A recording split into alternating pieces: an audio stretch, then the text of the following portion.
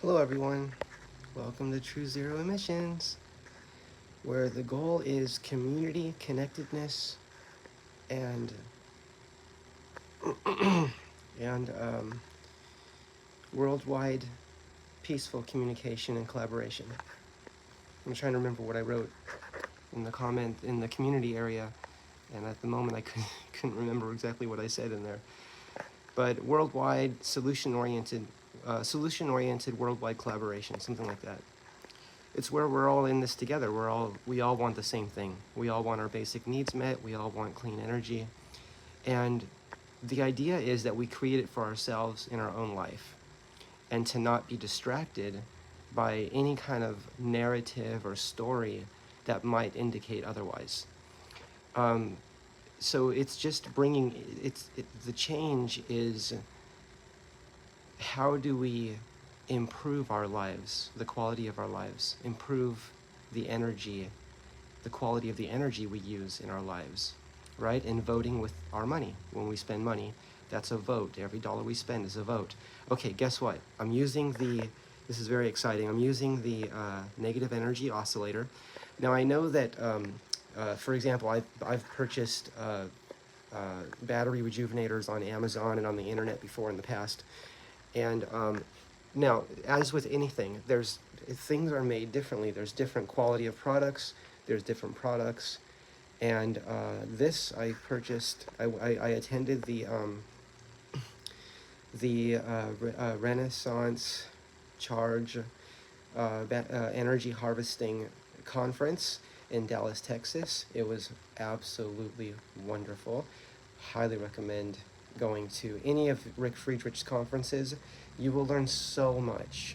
And nothing is allowed to be recorded, so you have to take notes. And I took lots and lots of notes. Okay, so if you're watching the videos, we were at 8 volts on this big battery. I'm rejuvenating this for a friend. Okay, we're rejuvenating this battery for Will. And Will needs this battery, and we're going to see if we can bring it back to life for him. So it originally had approximately 4.3 volts in it, so it was completely drained. And then after running the little motors, which is the way I used to rejuvenate batteries in the past, was running the positive wire through a motor, through a brushed 2-wire motor. Start with the small one and then go to the larger one. Well, I thought since I have the oscillator, which is one of the things it can do is help sometimes bring batteries back. And that's, when I say sometimes, most of the time, it can bring a battery back to life. That's my understanding. And this is strictly experimental, okay? So this is for experimental use only. So if you don't like experimenting, then this is definitely not something you'd want to get. But if you like experimenting, this would be, many say that this is the first thing they would get, okay? Now what can we do with it? Well, I guess that's to be discovered, right? Okay, yeah, Paul Pantone used to always say that. He said, I want people to build the Geet field processor and teach him what it can do. Because he said he learned from people all the time. People called him from all over the world and taught him about what the Geet field processor could do, because it has like over 200 anomalies. So I am interested in building a Geet field processor again, and I'm also interested in going to the Tesla Tech conference. I'm interested in going to that. I don't know if I will go for sure, but I'm interested in going, and definitely interested in everything they teach there. So today, we're looking at this. Now, this is very interesting. Let's see how much. Now, we don't want to exceed. It says not to exceed. Now, right now I have the power turned all the way down. Okay, so it's all the way counterclockwise, right? I didn't have to push the button. I powered it up. Okay, you always connect to the load first, right? We always connect to the load first. And how do we know which wires are the input and which are the output? Well, the smaller plugs, see, these are smaller and these are larger. This is a larger, I think it's called an alligator clip. The larger is the output, the smaller is the input, right? Just like the universe. A little bit of input, lots of output, right? Okay, so as soon as I connected this, as soon as I turned it on, now we're taking, yes, look at our power consumption, okay? So if we follow this, this was a little, I'm going to call this a power supply. This was made for a plasma globe. It's only using 2.7 watts, okay? It's 2.7 watts. And that wire goes up here, okay? and it goes over to here. And that's where I have it powering the what's called the negative energy oscillator. Okay, what does that mean? I don't know what it means. A lot of people like to get stuck on words. You know, someone was doing anti-gravity, and they said, this is not anti-gravity. That's not what it's called. And yet it's moving through space. It's levitating, right? But they were insistent that it wasn't anti-gravity. So me, I don't really care what the words are. I love words, but I'm not going to let a word and a definition stop me from appreciating the fact that we've had a major contribution to scientific exploration and an advancement, what I'll call it, okay? So what's important, like Rick Friedrich says, it's not so much the words, and I'm paraphrasing, but it's the meaning. What do people mean when they say something? That's what he wants to know, and that's what I want to know too. What do they mean? Not what's the word they're using, and does it match what everybody else thinks it means and that, but what are we doing here? So right now, I want to see if this battery can be used again by having this system connected here. So it says 1 to 15 volts input, 0.5 amps maximum. Okay, so this little power supply here, I'm calling it a power supply. I think it was, I'm trying to recall what the information on it was. I think it was, it might have been 12 volts at 1 amp. And that's within the voltage, but it's too much amperage, right? So I'm making sure to keep the power turned down, and I wanted to see if I can keep the actual amperage less than half an amp, or 0.6 amps, right? Yeah, we are less. This is a 1/7 of an amp. So we're definitely, I think we're really good here. As you can see, we're not even close to half an amp. And it's at the lowest power setting, right? The lowest power setting. And look at the voltage, 10.3 volts. Very good. So these are, you can find these on R Charge. If you go to Rick Friedrich YouTube channel, you'll be able to find his store on there. Let's see if it's on this here. Renaissance Charge. If you go on Google, you can probably just look Renaissance Charge and find Rick Friedrich website where you can purchase these. This is the RCOS oscillator. Now, again, any of Rick Friedrich conferences, highly recommend sign up for all those. Yeah, no matter where they are in the world, highly recommend. It was very nice to see all of you there, and thank you for those of you that said hi, and I appreciate everyone there. There was such a positive energy, and professionals, the people that were there were a lot of engineers of different kinds, electrical engineers, mechanical engineers, highly educated people, and everyone's there to learn. Everyone wants to learn. But the consensus, I think it's called, is that everyone knows without a doubt that free energy is real, that it exists, and that we have to create it ourselves in our lives, okay? So free energy is just another word for clean, efficient energy, which is also another way of saying nature's energy. Now, some people say, oh, nature's energy is not efficient, and we'll prove it to you. And then I don't really know, I don't go down those paths. I'm kind of on the path of understanding efficiency, not inefficiency, right? So if someone says, oh, you can only get less than 100% efficiency out of a system, I'm not going to study that system, because I'm studying systems where they're saying it's more efficient, which means that all those megawatts of energy that's everywhere in space, right, that Richard Feynman talked about, Caltech professor Richard Feynman, and John Wheeler from Princeton, when they talked about the megawatts of energy in every cubic meter of space, right? This is what we're talking about. So this is high education. This is also mainstream science. So in fact, the smallest part of the scientific world right now is anyone that says that we have to be inefficient. It's like everyone knows that we have very great efficiency and clean energy now, and we don't have to use polluting technologies. So we're at 10.3 volts. I'll watch this, and I'm going to watch the temperature of this too. This is cold right now, which is good. And I'm not going to turn that up at this time. Because that jumped from 8 volts up to 10.3 volts immediately just by connecting it, I had the output connected first, which is what you have to do. It has to be connected to load before you power it, okay? But let's see what our watts are at now. This screen went to sleep, but let's wake it up. Oops. Let's see what the screen is saying. Yeah, it's saying 2.7 watts, okay. So yeah, will this take, how much time will this take? Will it take days, weeks, months? I don't know, we'll have to see. It could take a couple weeks, it may take a few months, maybe 2 or 3 months, because how long does it take a battery to go bad, right? If we say it that way, how long does it take a battery to deteriorate to the point where it's no longer usable, and especially when the battery's down to 5 volts and it's a 12-volt battery, right? If it takes years to deteriorate, it may take a couple months, maybe 2 or 3 months to bring it back.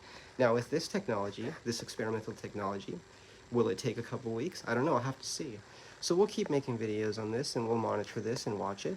And what we're watching for is to make sure that we don't exceed the parameters that this requires, right? So it requires no more than half an amp input and no more than 15 volts input, right? That's what it's saying right there. And then we can charge up to 48 volts, okay? Or higher depending on input, it says. But I'm going to use low numbers right now. So, and I don't know how high we can go, but my understanding is we don't want to exceed that. We don't want to exceed, and it says in here, in this information here, if you read all this, it actually will tell you more specifications, right?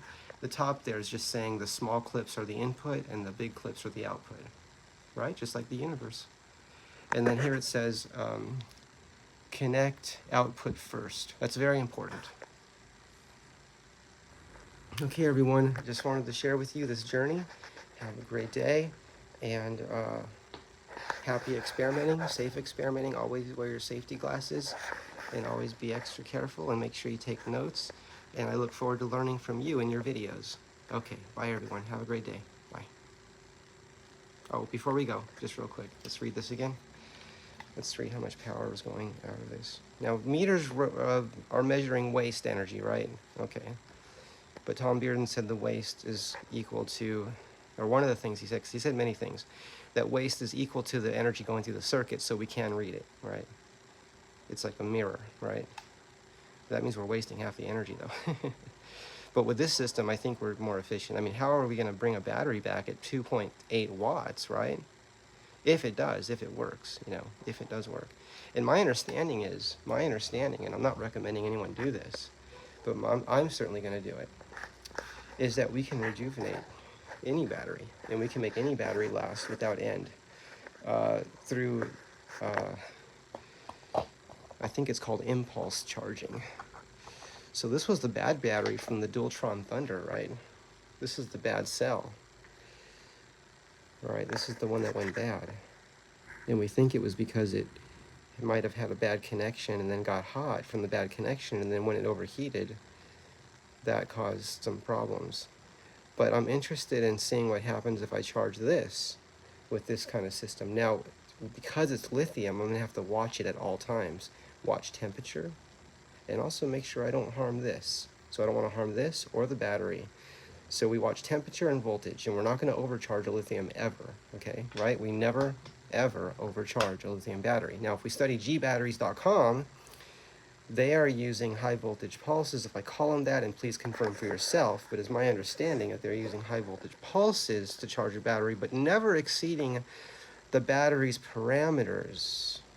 So we might have a high voltage pulse, and I'm using my own words, you have to confirm this for yourself, but it doesn't mean the battery's overcharged, right? Yeah, so we're not overcharging ever, never overcharge. Okay, now with lead acid, we can, sometimes people go higher on the voltage on a lead acid battery, right? So I often will charge these in my experiments. I've charged them up to 16 volts, right? With running the positive wire through a motor, just the positive wire between a charger or a set of batteries at higher voltage to the positive of the battery, and then the negative connecting from the charger directly to the battery, okay? And a lot of you have seen those experiments. And I'm not recommending you do that. I'm just saying if you're doing it, I'm interested in learning what you are discovering. And also that's just something I'm doing to see what happens when I do that. So we're at 10.29 volts. I am curious what will happen now if I want to read my power here. So we're going to, let's see, we're going to read Okay, this says the input can never exceed 0.5.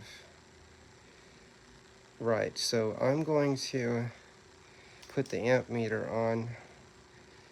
I need to put it on one of these wires here.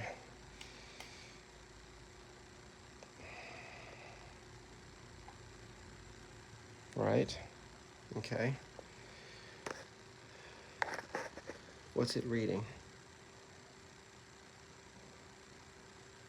0.16. Is that right? So that is not even an amp. It's not even half an amp. It's not even half an amp. It's not, it looks like it's not even half an amp, right? It's not even registering on the first two digits. So I'm going to go ahead and turn this up. I want to see what happens. Let's see what happens when we turn this up a little bit. Because right now it's turned all the way down, okay? Let's see what the voltage changes when I turn this. Oh, meter just went to sleep. What timing? Okay, they do that. They go to sleep sometimes. 10.29. And I also have to watch the amperage, right? That's the number I really should be looking at.